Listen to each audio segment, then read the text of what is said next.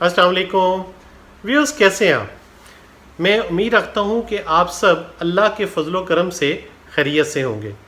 आज का ये सेशन जो आपके साथ डिज़ाइन किया गया है, this is one of a very important session जो हमें आपसे डिस्कस करना है।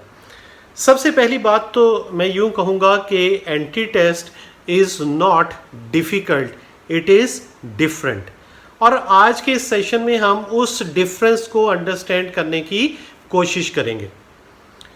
हमने ये देखा है कि many good students missing many good opportunities.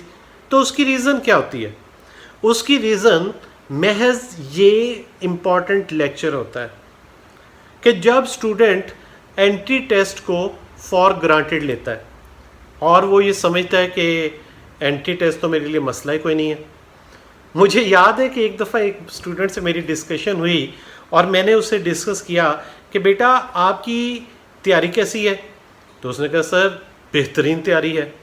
मैंने कहा बेटा आपने रिवीजन्स कर ली हैं? उसने कहा बिल्कुल कर ली हैं।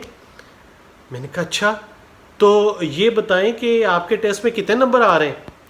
इत्तेफाक से उस वक़्त उसके जो नंबर आ रहे थे वो कोई इतने एक्स्ट्राऑर्डिनरी नहीं थे। तो उस बच्चे ने बड़ी खूबसूरती से कहा, उसने कहा सर आप एंटी टेस्ट में देख लीजिएगा।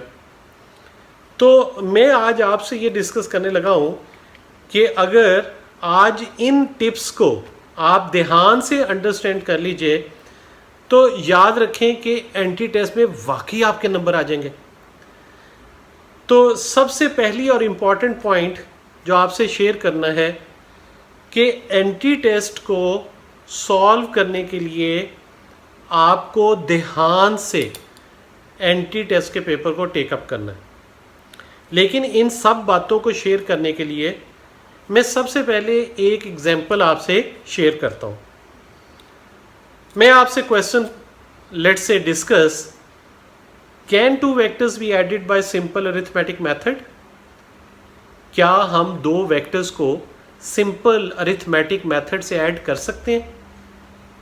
तो यकीनी तौर पे आपका आंसर होगा नो। उसकी रीज़न क्या है? अरिथमेटिक मेथड क्या होता है? 2 + 2 = 4। लेकिन अगर आप इसको ध्यान से पढ़ें तो this was true till your class 9th-10th, but once you are there in your FSC तो वहाँ पे ये मेंशन है कि you can add two vectors by simple arithmetic method if they are parallel to each other and they are in the same और opposite direction. तो इसका क्या मतलब हुआ?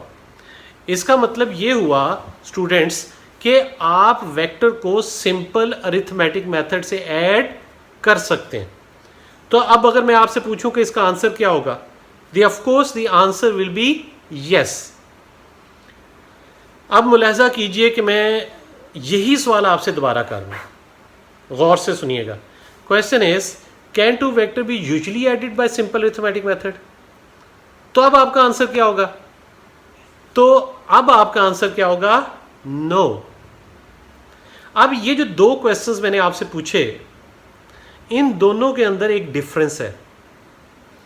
वो डिफरेंस है, वो एग्जैक्टली 1 वर्ड का डिफरेंस है। और अगर इसी क्वेश्चन को मैं दोबारा से पूछूं, can two vectors be added by simple arithmetic method, तो फिर पहला ऑप्शन क्या है? यस। दूसरा ऑप्शन क्या है? नो। तीसरा ऑप्शन क्या है? Both A and B. और चौथा ऑप्शन क्या है? None of this. तो अब आपका आंसर क्या होगा? आपका आंसर होगा बोथ ए एंड बी। इसका मतलब क्या हुआ?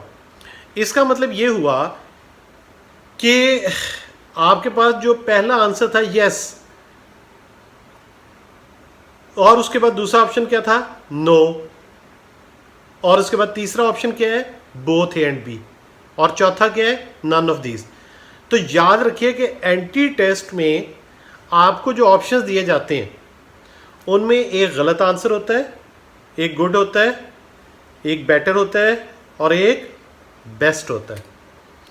आपका कमाल ये है कि आपने उस बेस्ट आंसर तक पहुंचना होता है। इट मीन्स के बेस्ट आंसर तक पहुंचने के लिए आपको चारों ऑप्शन से होके बेस्ट तक पहुंचना है। और मज़े की बात क्या है कि अब ना तो इसका आंसर यस है, ना इसका आंसर नो है, बल्कि इसका आंसर क्या है? इसका आंसर है बोथ ए एंड बी।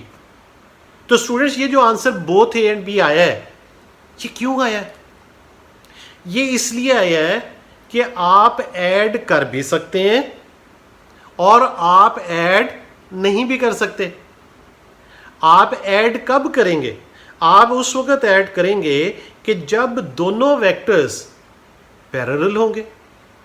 और आप ऐड कब नहीं कर सकेंगे? जब वो नहीं होंगे। तो it mean there is a possibility. So keeping that very factor in mind, so you give your required answer. तो ये जो हमने आपसे एग्जाम्पल से डिस्कस किया है ना, दिस वॉज वन इलिस्ट्रेशन। आगे आने वाले लेक्चर्स में हम इसी इलिस्ट्रेशन को आगे लेके चलेंगे।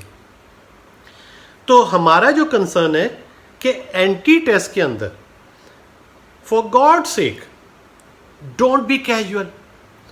आपने जस्ट सरसरी तैयारी नहीं करनी, आपने सुपरफिशियल तैयारी नहीं करनी। आपने किताब को महज इस तरह नहीं पढ़ना कि जिसकी बेसिस पे आप ये समझें कि ये तो मैंने फर्स्ट ईयर में भी पढ़ा था, ये तो मैंने मैट्रिक में भी पढ़ा था। बल्कि आपको इन डेप्थ, जी हाँ, आपको इन डेप्थ स्टडी करनी है। और उस इन डेप्थ स्टडी की बेसिस पे you are suppose to just be thinking over कि एग्जामिनर आपसे क्या क्वेश्चन पूछ सकता है। तो आज की इस वीडियो में हम यहाँ पे स्टॉप करते हैं, और इससे बाद कि इसको, इस तमाम स्टडीज़ को आपने किस तरह से ग्रूम करना है, वो इंशाल्लाह मेरी नेक्स्ट वीडियो में आप देखिएगा। आपके साथ देने का बहुत शुक्रिया। दुआ है कि अल्लाह पाक आपको आपकी मंजिले मकसूद तक पहुँचाए। हंसते रहिए, मुस्कुराते रहिए, खुश रहिए। Thank you.